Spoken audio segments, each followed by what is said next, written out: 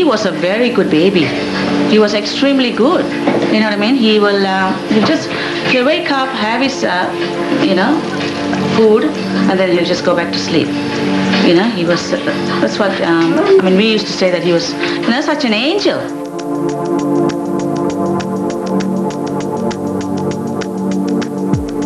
Well, he's 4 years old now. He was developing quite normally up until the age of 2. He was talking, babbling on, and very social. And then all of a sudden, bang, something happened. He just became very withdrawn, speech stopped. He was just a changed little boy.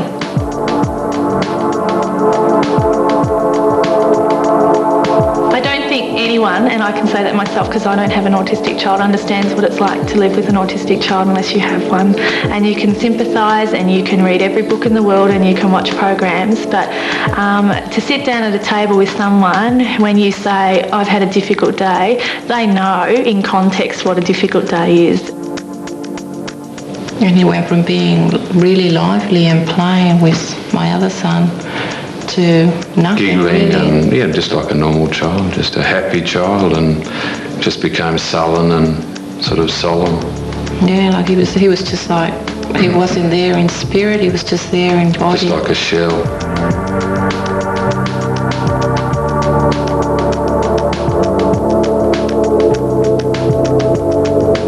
There was times I honestly did not like her. I loved her to bits, but I just didn't like her. I just thought, what did I ever do to deserve this? I don't know is our life always going to be this difficult? Is it ever going to be any easier? Are we ever going to be able to go out in public? Are we ever going to be able to go out to dinner with our kids? And this man shouts at me across the sort of atrium of the shopping centre, for God's sake, why don't you give him a good whack? I guess my advice to parents would be, don't give up. Don't listen to your doctor if the reaction was too negative.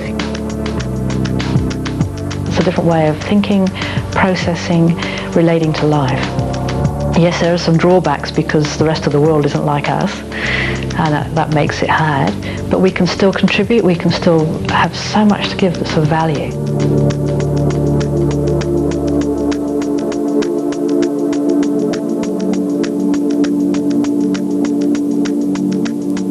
I want people to listen because I feel that if they understand autism, the kids needn't go through, and the adults with autism needn't go through some of the pain and the distress that they do go through, which is my experience too. I'm a trained educator. I'm not supposed to be because I've got autism. I'm not supposed to be able to be a social worker, but I have the social work qualification. It's just I can't work as part of a social work team in a typically... Remember how you guys are not literal? Unless you trust people and believe somebody. In autism, we are very literal. So Mum takes Wendy to the doctor. The doctor says, hop up on the couch for a minute, Wendy, while I talk to Mum. All right, Doc, minute's up. Okay. And they just laugh at me and think I'm funny. But when I get quite cross because I've done what I've been told and the other people haven't. I feel lied to. I feel cheated, disappointed, and so on. When I was very, very small, and I thought everybody else was different. I didn't think it was me at all. I felt that it was everybody else, and I couldn't figure them out, and I was kind of waiting for them to become normal. I didn't like being closed in the house, and I'd always be getting out of the garden.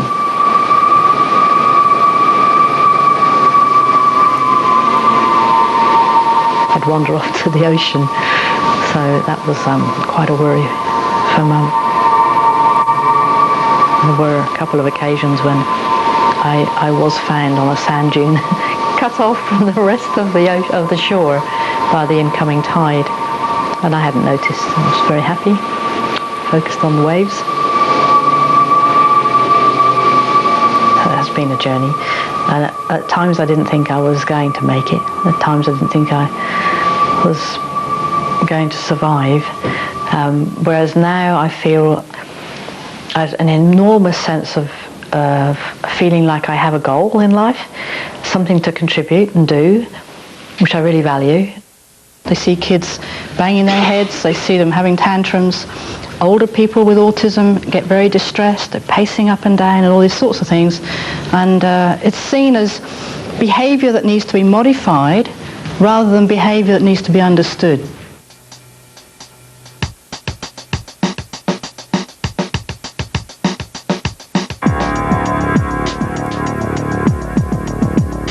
We know one way or the other he will need support, that's for sure. We can see that. But how much support and what it is, it's hard to say, because he's only 8 years old now, so he's got a long way to go. Very affectionate with you both, isn't he? Yeah, he is. Yeah. I think he's affectionate to his parents, to his sister. Yeah. He's a very loving boy.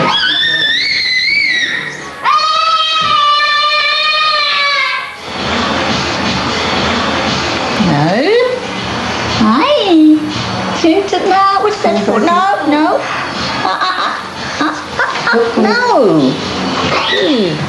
Oh, I don't know why I did that. God. I believe that all behaviour in autism is functional, and that a lot of what you see is actually because there's no other way that this young person or older has actually been taught or has learnt how to express what's happening for them. They actually don't have any idea about how their behaviour is impacting on you. The kitchen. Oh, you've got a busy day at school today. You need to have breakfast. I've got 2 autistic children. Alexander is 7 years old and is in regular school, and Oliver is 5 and he's about to start school next year. So, Mummy, can you look Madeline? Can you look at Madeline? He was colicky early on as a baby till about 6 or 8 weeks, and then he thrived as a regular child until slowly the language development just decreased, and his eye contact decreased, and at the time we weren't aware of it until about the age of 2, and then suddenly we thought, he's talking a lot but not joining his words together. And other things. Yeah, don't let him irritate you. Don't let him irritate you. Well, you know he does it on purpose. I think the first autistic child I met, I felt positively offended by, because here was this child and I was trying to be nice and friendly, and they were just ignoring me. And I sort of, our natural human reaction is to actually feel quite miffed when somebody behaves this way towards you. And it's a totally inappropriate reaction, of course, from somebody who has a clinical understanding. But I think very often an autistic person does evoke a very negative reaction in other people, because we are used to having a good social interaction with other people, and if you have somebody who doesn't smile back at you when you smile at them, or doesn't look at you when you're talking to them, you don't just sort of feel, but you actually feel quite personally affronted. And once you understand about autism, you can put that to one side and see, now I've seen so many children with autism that you just sort of, they're autistic, that's fine. And you can talk to them and you realise that they can still indeed get quite a lot out of interacting with you, even though they might not be giving off the signals that you expect people to do. They might not be smiling back at you. They might not be looking at you. It doesn't mean that they dislike you, which I think tends to be the sort of reaction that we would naturally get.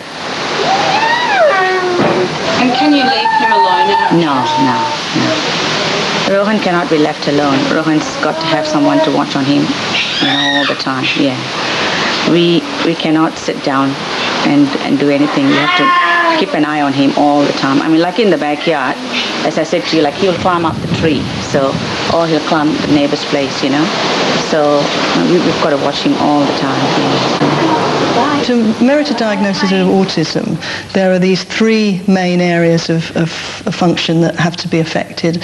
One is your ability to communicate, and most children with autism are late in starting to talk, and then when they do, some of them never do, and quite a high percentage of them never really develop functional speech. But other children do learn to talk, but quite often the way they use language is rather strange, and so they might use it in a rather stereotyped fashion. Louder. You say no. Louder. No bigger. No, louder. No bigger. Another whole area is your social interaction, and perhaps that's the area that's most focused on difficulty getting on with other people, or really appreciating the need to get on with other people. Some children with autism seem to be uninterested in people and much more interested in things. He's very obsessed at the moment with just with leaves. Yeah. So that's just the feel of them and just to twirl them. But he's very he only likes certain type of leaves. We don't know what type of leaves they are, but he seemed to know. Yeah. That's the thing. So sometimes when he wants a leaf, when we give it to him, he wouldn't want it. There's something about that leaf. So that's the thing. So it's very hard for us to understand what that is, but that's the kind of thing that he has, you see. Again, in other cases, you might have somebody who's interested as they get older, perhaps would like to have friends, but doesn't know how to go about it, doesn't know how to perhaps read other people's facial expression or tone of voice, doesn't appreciate when somebody's angry with them. My son was killed. He was 19. He was killed a couple of years ago by a very drunk driver. You mustn't drink and drive, folks. It causes lots of problems. We had about 300 people come to his funeral. And it was a really wet, windy day, just right sort of funeral atmosphere, just really grey. But all these people were outside, and we had Matthew in this coffin up front. And the kids had done a great job with decorating it with photographs, his brothers and sisters, and bits of paraphernalia that Matthew loved.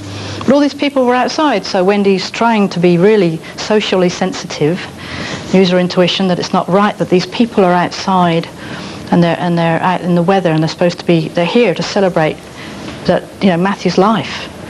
So I stand down in front of the coffin and I say, "Hey, everybody, he's dead, he won't bite.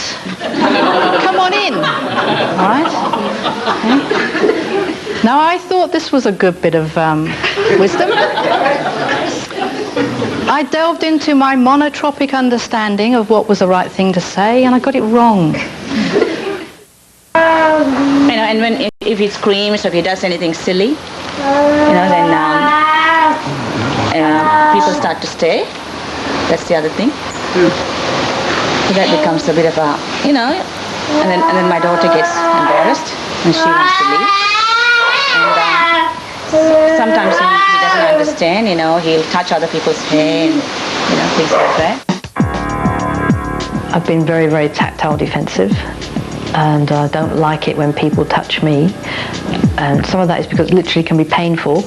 Other times it's because the suddenness of someone coming in and I'm unsure what they're going to do. Or I've gone to the other extreme where I've wanted to stroke somebody. And unfortunately that's not allowed. You can't just go up to somebody who has the light shining in the back of their hair and start stroking their hair, because it gets you into trouble. I don't like skin touching skin, so I have to wear either pajamas so that there's this divider between my legs, or I tuck the sheet down inside my legs so that the skin doesn't touch. And I know it might seem a bit strange, but it's very comforting too, actually. Yeah.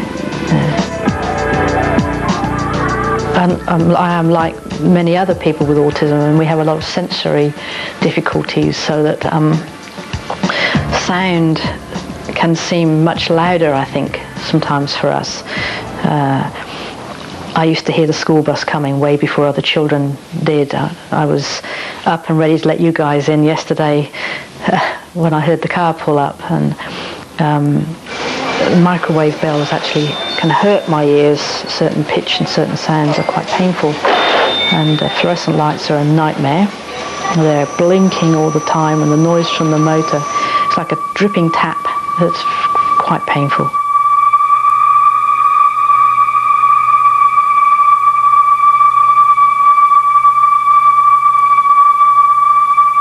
I was in hospital with osteomyelitis. I had it quite severely. I was there for almost a year, and it came round to my 10th birthday, and the nurses came in with a cupcake with a huge white candle in the middle.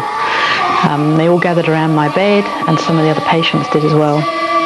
I was absolutely terrified. I had no idea what their gathering around my bed with this candle in this cake meant. So I hid under the doona, and I thought, if they think I'm dead, they'll leave me alone.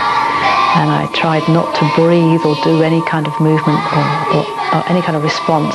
And I laid still while they prodded and spoke to me and sang happy birthday about 3 times and called my name and whatever. About 10 minutes I laid still until they went away. And then a child would cough or someone would talk, and my attention was constantly being distracted. She was a very difficult baby. Very, very, just a real high needs, high demand baby. Screamed a lot. Basically made our life very difficult. This way, Georgie, this way. 2 children, a boy Benjamin, who's almost 7, and Georgia, who's 4.5 basically. Yeah. Well, we have a research study running here which is looking at the genetics of autism, and our real interest here is we know from previous studies that there is quite a strong genetic influence on autism, but nobody really understands how it operates. There's cousins of George's that have, like ADD. There's history of depression on some sides. They say that, that can be a factor. I have a brother with dyslexia, and also a grandfather who I'm pretty sure was dyslexic, not diagnosed, but yeah, pretty sure. So there's definitely links there. Are you going to walk nicely in the shop and be a good girl? Yeah. Going to be a good girl? She screamed a lot for everything. We constantly were pulling into McDonald's just in the car because she hated the car so much, just to try and keep her quiet, feed her whatever we could to keep her quiet. She didn't sleep very well. She didn't like being held by strangers or anyone basically except us. It wasn't till probably about the 14, 15 month mark. She became really rigid in her behaviour and what was acceptable around her.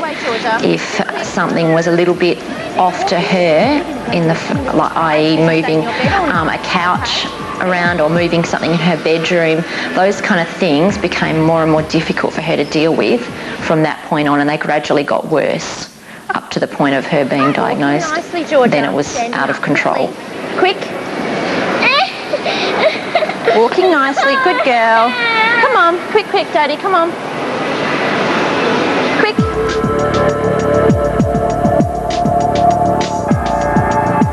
Well, I remember how difficult it was to understand why we had to go out to visit relatives, go out to a shop, or whatever. Everything seemed to be like an intrusion for me. I'd be happily involved in something and we'd have to get dressed to go out. And I was very scared about this because I didn't know what going out meant. I didn't know if it meant we would stay out, would we ever come back in? Clench my fists and take on a very anxious stance, really, and scream and carry on quite often because it was too difficult, too hard to understand. Walking like a good girl. For a long while there, in the early days, we couldn't take her to a kid's party because she would freak when it came time for the kids to get together and sing happy birthday and bring the cake out. She'd just run with her hands on her ears screaming because of the level of noise and the activity from all the other kids. It was just a horrible scene. What can you do with this? What can you do with it?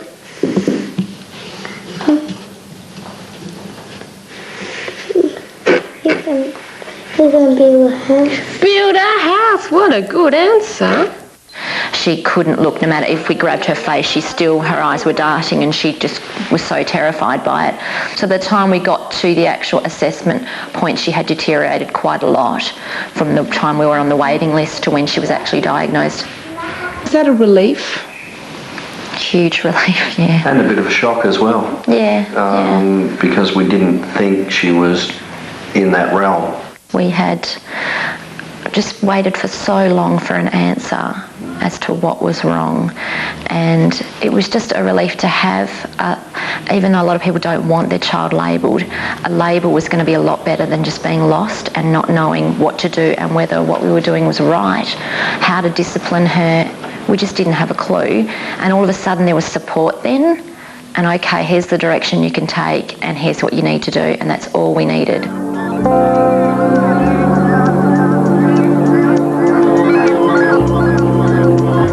The teachers here have taught me that it's everything else that's going on in the shopping centre is affecting Eric too. The music, the noise, the people, which are things that we just take for granted. We just walk by and don't take any notice of it. But whereas the autistic child is taking everything in, and it's just too much for them to handle. But so I've learnt to understand the way that Eric thinks.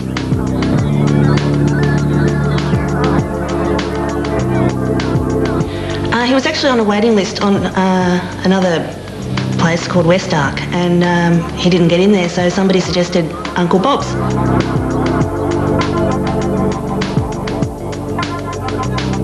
We couldn't even communicate properly with Eric until we came here.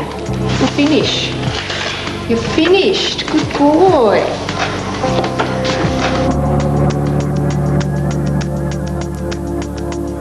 They have quite significant developmental delays, cognitive delays. They have sensory integration difficulties, obviously language delays.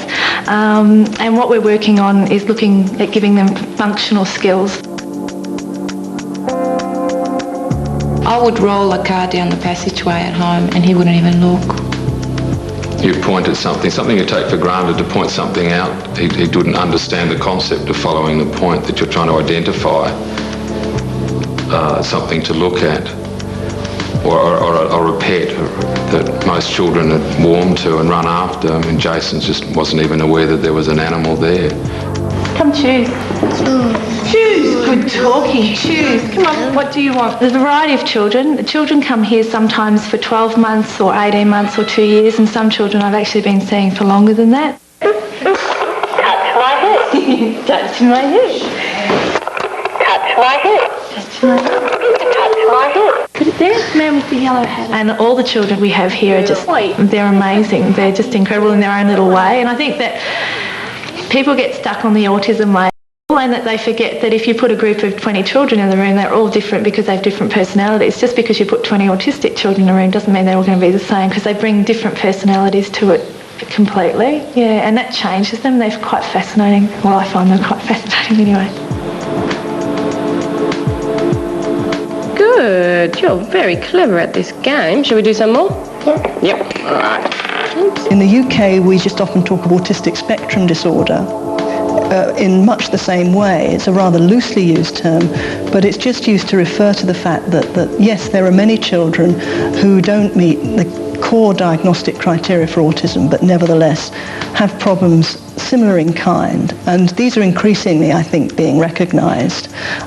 Certainly in the UK, we're finding that I think as we get more sophisticated and sensitive to recognising symptoms of autism, that you can see that there are quite a number of children who have these similar sorts of problems. As you know, on the spectrum, there's like Asperger's syndrome, pervasive developmental disorder, not otherwise specified, quite a long one, that one, and autism. To meet autism, you need to meet 6 criteria. PDD and OS is 4. So when Georgia was diagnosed, she met, I think, about 8 or 9 criteria.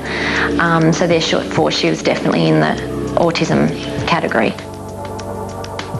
Strictly speaking, pervasive developmental disorder is a sort of umbrella term that includes autism, but also includes some other, much rarer developmental disorders. But in practice, it's tended to be used as a shorthand for an even more horribly complicated word, which is pervasive developmental disorder, not otherwise specified. also known as PDD-NOS. This was invented in America, where else?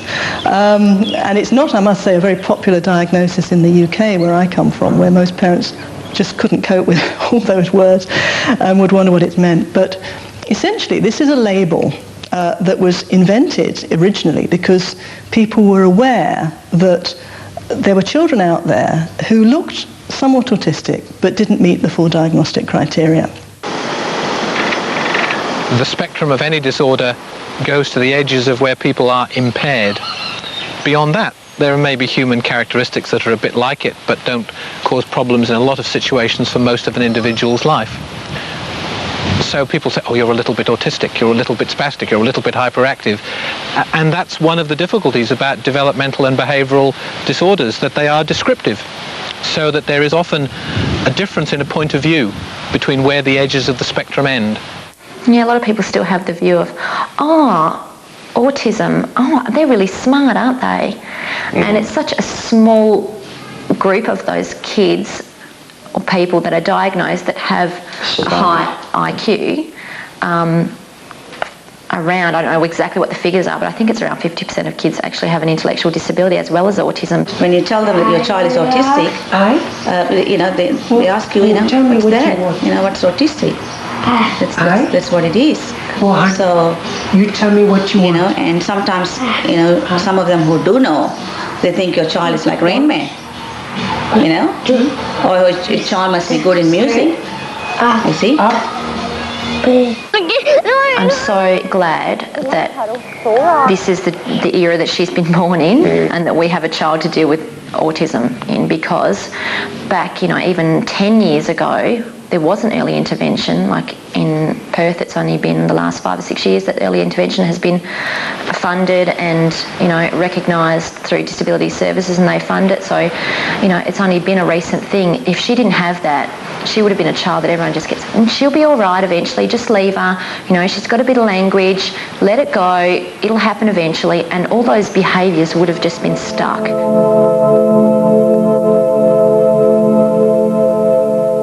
What happened for me at the age of about 17 was, in fact, my autistic behaviours seemed to increase, and I started talking out loud more to myself, finger flapping in front of my eyes, and hand flapping increased.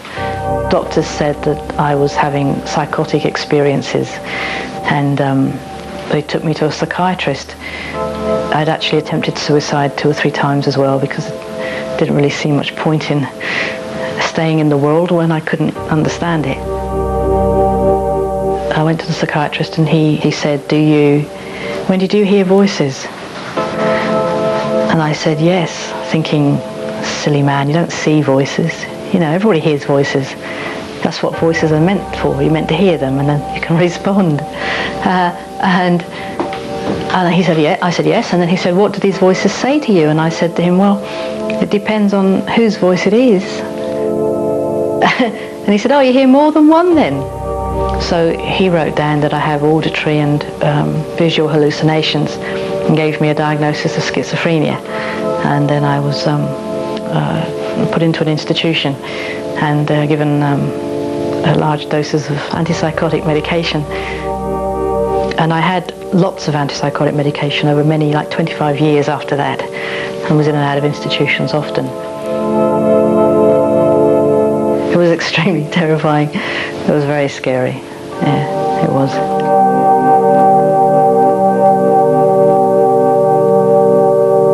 I never felt at home with that diagnosis, and I don't believe it was accurate. I think, looking back, I didn't have a diagnosis of autism then. I had a diagnosis of intellectual disability, which was given to me as a small child. And then I got this diagnosis of mental illness, schizophrenia. I didn't get my diagnosis of autism until August 1994. I think it's really important, having this picture of yourselves, you then get a mirror picture of how people with autism are actually designed, how we're put together, remembering it's not one size fits all, remembering that people with autism are also individuals, their own personality, their own upbringing, gender, age, all the things that make you you make us us. So there's going to be a very definite stamp of difference on everybody. Not all little kids with autism are in the corner flapping bits of paper. Not all kids with autism bang their heads and nibble their knuckles. Not all kids with autism will grow up and be engineers, but some will. Most people in the field feel now it's going to be a complicated interaction between a genetic predisposition and certain things in the environment that might then interact with that, and there might be environments that are particularly bad for you if you're autistic.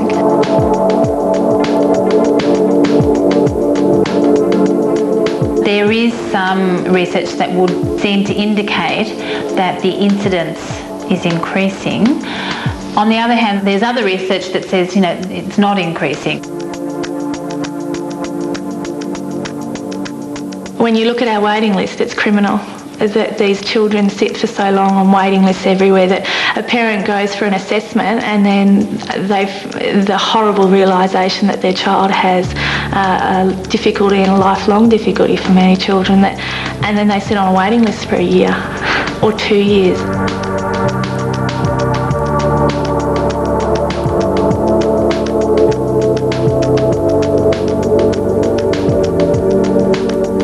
Well, we certainly don't know what aspects have gone wrong to cause autism. I mean, because just certainly looking at the brain in terms of things like relative size of different regions, you can't see anything obvious or gross if you look at the brain of somebody with autism. And you can choose something else. What's that up there? Give it to Paige. Nice chair, eh? Stop and use your words. Tell me, what do you want? Well, there's no autistic centre in the brain, that's clear. There are, in terms of the structure of the brain, a few differences one can find on MRI scans and things like that, but they're not specific. They can occur in a whole range of developmental problems. We think that what happens in autism itself is that maybe you can have genetic characteristics that perhaps push you more in the direction of being somebody who's more interested in things than people, or somebody who's capable of being very focused rather than seeing the bigger picture. And we're really interested in this study of trying to look at people with autism and their relatives to see whether we can find genes that relate to these particular characteristics. Is there any thinking that there are certain triggers then that would trigger that gene into action? I think that's a very interesting possibility. The nature of autism, described throughout the time we've ever known it and given it a word, is that some individuals, not all, and only the minority, that some individuals are normal, and that something happens in the brain in that first or second or third year of life that social reciprocity switches off or doesn't develop, language disappears, and of course that's dramatic. And within the world literature and the expertise of people in the world of disability, all of us know some stories where there seems to be an event. But that's how people remember it in prospect.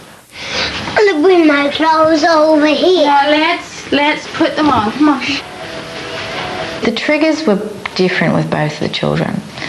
I do believe that fairly much across the board, a lot of autism, there's a genetic predisposition and then there's an environmental trigger. In Alexander's case, I do believe the triggers were most likely was vaccinations. Put your shirt on. I'm not convinced that's what affected Georgia, but by the same token, she did progress normally as far as what we discussed before, developmentally, right up to that 12, just after that 12, between 12 and 18 months, where you have the MMR. So I don't believe that autism is caused by immunisation, but I think if you have a genetic predisposition, that maybe it triggers it. That's my view on it, and that's obviously a very contentious issue. I think that the real difficulty is once an idea gets out there, it's very hard to get rid of it. And certainly in the UK, I remember I was listening the other morning on the radio on our Today programme, which everybody listens to first thing in the morning, and somebody was calling for a public inquiry into the link between immunisation and autism. And the scientists that they had to respond to that said, well, We've had 3 or 4 inquiries. You know, the Medical Research Council has set up an inquiry. There have been a number of thoroughly reputable bodies looking at all the evidence, and there have been now a number of studies very solidly looking, you know, comparing children who've had immunisation with those who haven't, study done in Finland. So there is absolutely no evidence, but nobody's going to believe us. Jason, come and sit down. Stand up. Well, they may be disposed to some sort of environmental insult, but there seems to be the conventional view that you're born autistic, and rather than something in the environment triggering a problem, and that perhaps if you can identify that cause, then you can treat it. Okay, Now you do up my buttons. Oliver, on the other hand, I believe, again, probably had a genetic predisposition, but the trigger was definitely, I think, antibiotics. And once we started trying to reverse that, you know, Oliver's improvement was quite rapid. So clearly we need to pursue these issues, we need to take them responsibly, we need to listen to people's concerns, but a lot of these issues are by association, and that's always a hard thing in medicine, by association. And there isn't really very strong evidence that's reproduced in a number of centres and different populations for most of the theories. Doesn't mean we shouldn't pursue them, it doesn't mean we shouldn't be serious about investigating them, but it does mean that we have to tell parents, sorry, there isn't a whole lot of knowledge about that. I think one of the first things the government needs to do is start keeping records of the numbers of autistic children. It's very frustrating when doctors keep saying, oh, there's no evidence that it's really epidemic proportions. We think it's anecdotal.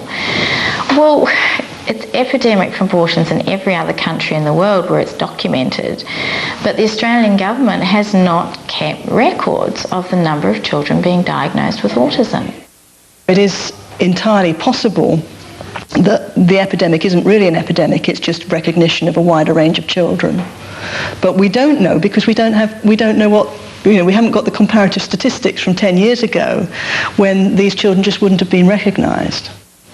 The issue about the rates of autism is reflected in our knowledge of all the other disorders, as I said earlier. We are more aware of the range, the spectrum. We are more aware of having to give a label to get people help.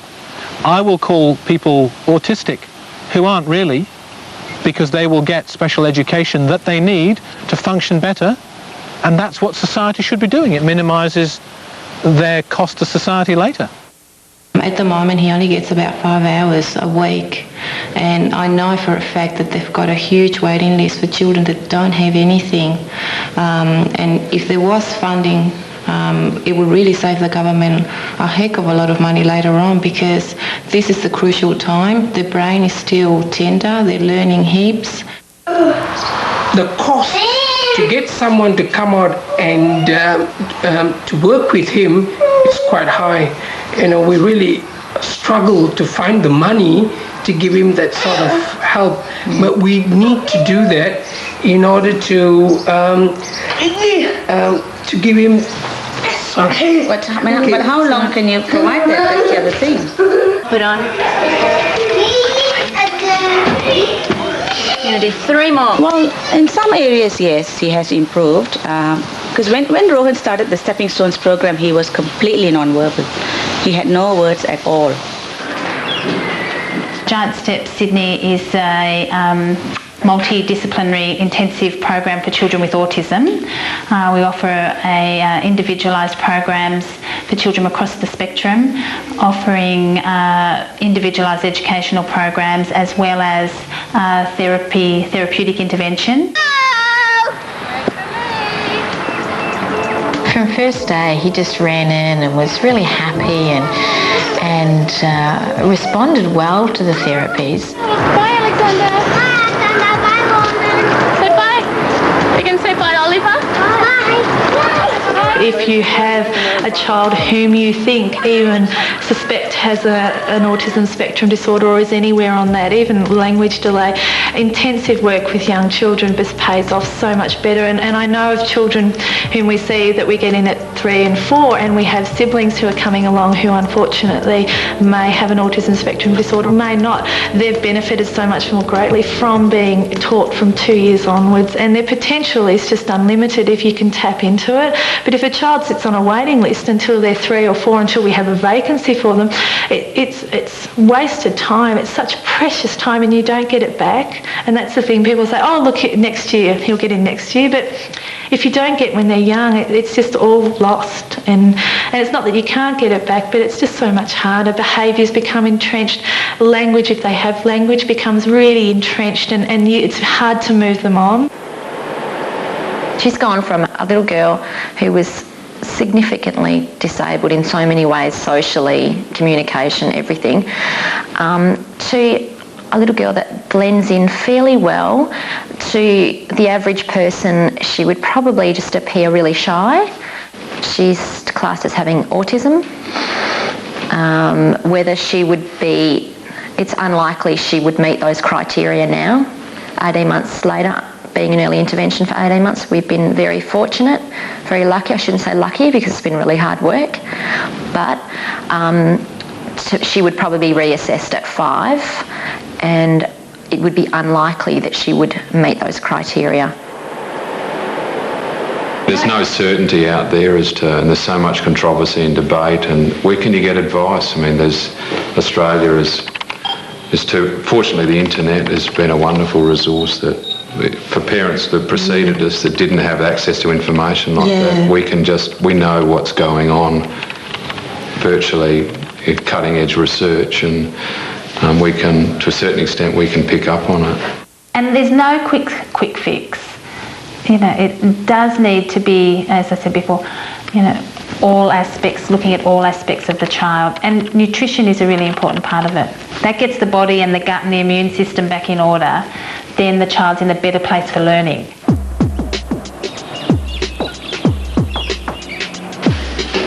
Started the morning concoctions. In the United States, where they were simply looking at the gluten-free, casein-free diet and had tracked the development of children on the diet and children not on the diet. And, I'm not a statistician, I haven't taken their studies apart with a fine-tooth comb, but essentially it showed that there was a substantial gain, in the children who were on the diet. Use the fork. We try and follow a sensible diet by trying giving him less sugar when we can, and try not to give him much, like food colorings and things, which I think is quite sensible, which is something that anyone would do.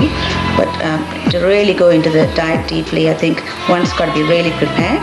I actually mix up my own version of gluten-free cereals, mainly because the cereals are fairly bland in their own right, so I get different textures and flavours and put them together.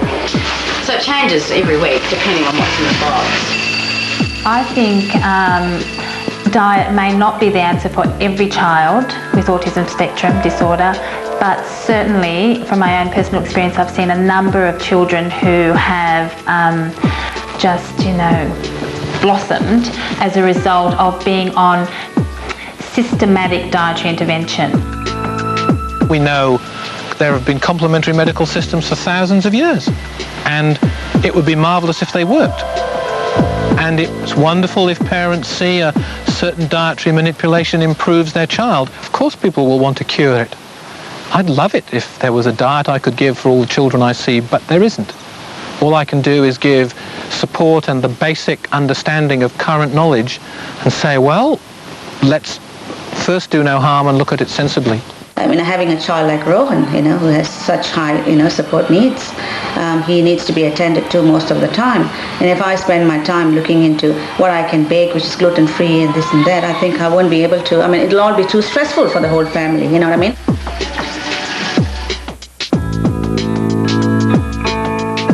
I think it takes a very special couple to be able to stick together and, to try and bring up a child like Rohan and any kind of children who've got high support needs, I think, or any kind of isn't it? Disability, I would say. So I think it takes a very special couple. It is a lot of hard work.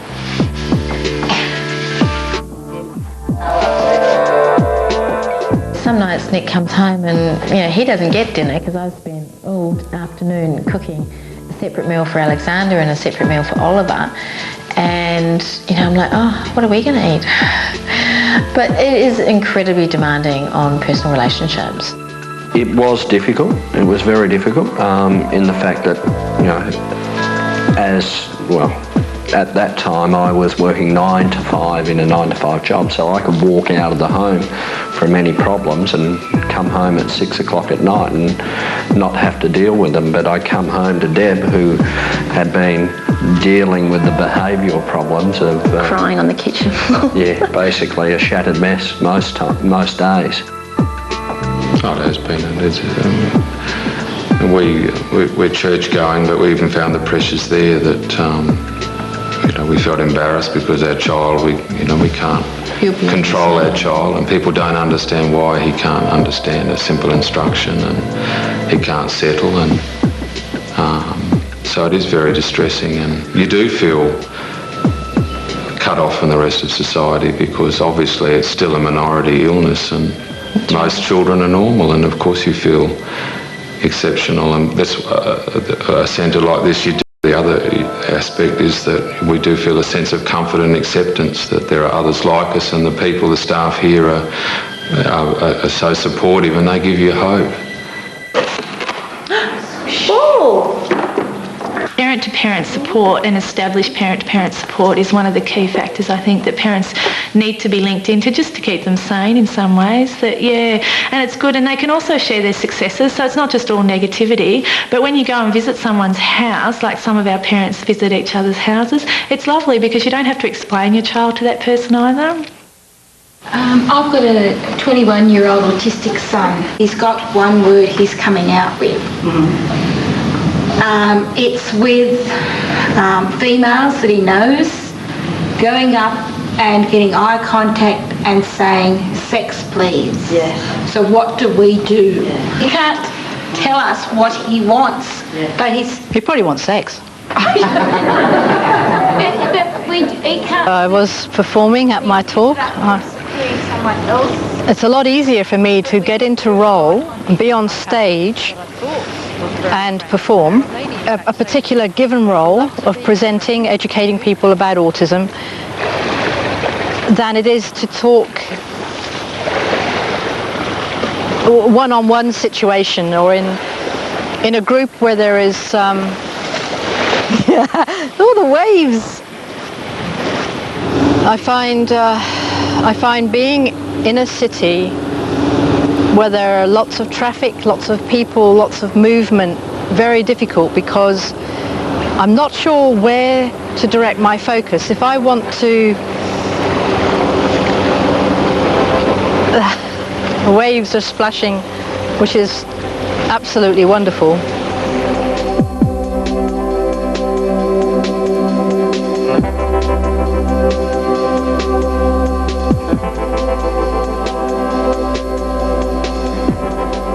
I live in Warrnambool, which is the largest town on the southern coast of Victoria in Australia. We have beautiful seabirds, and the whales, the southern right whale in particular, come to Warrnambool. We have a bed and breakfast unit that I think is particularly autism friendly. Families with autistic children can come and have a holiday. I travel all over, not just Australia, but Europe as well now, and talk to teachers, parents, social workers, psychologists, anybody that has any interest in understanding autism. I didn't have a place, I couldn't work, I've never had the ability to hold down a job. Do you know that's a bit of a metaphor? Do you know what that means? Yeah, keep a job. I've not been able to do that, but whereas now I feel I have a job. I can write, I can teach, and it gives me a great feeling of being useful or something like this. It does heaps for my self-esteem. Yeah.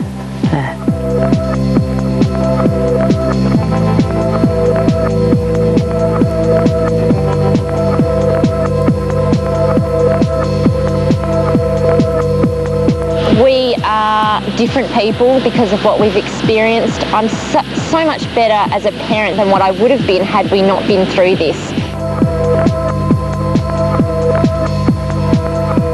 He's 4.5 and hasn't acquired any language.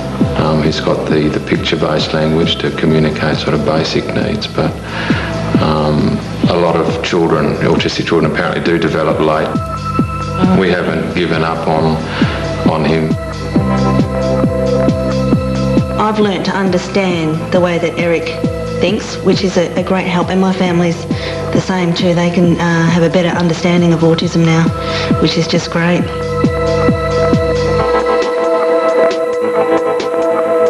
In the last 3 or 4 months, he has just made my heart surge because he's just been so much happier in his own right. From here on in, I think a lot of Oliver's future depends on how he takes it. It's looking very bright. He used to be much more aggressive around last year and the year before. He used to constantly pull my hair and, and hit me and things like that, but it's starting to get better now.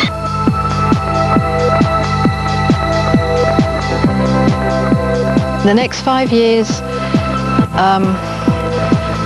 I would really like to see understanding of autism grow in the wider society. And I want the world to understand. So if in the next 5 years we can make some steps to gaining that understanding so that as our children grow up and they engage in the world that they're living in, they're not misunderstood. And that's what I would like to see.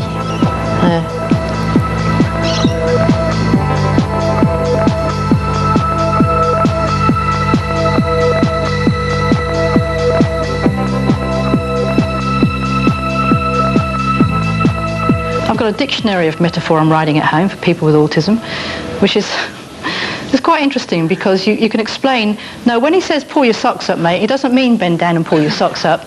And the little person says, well, why does it say it then? It's a metaphor. It's a metaphor. You go to the cinema, you watch a brilliant movie, you cry your eyes out. That's a metaphor. And you ring a mate the next day and you say, oh, I watched this beautiful movie, I was moved, even though you didn't leave your seat. I have whole villages that don't talk to me. And I'm serious. I've upset lots of people. I've had that I thought were firm friends, and I had one lady, in fact, say to me, I would love to be a friend for you, someone who's available to you and to help work on particular things I was having problems with. So I rang her up at about 3:30 one morning. In England last year, I got to an event 3 hours ahead of time because I get worried about being late. I waited 2 hours and then left because I waited long enough. This timing thing that you seem to have an innate understanding of, I find really hard.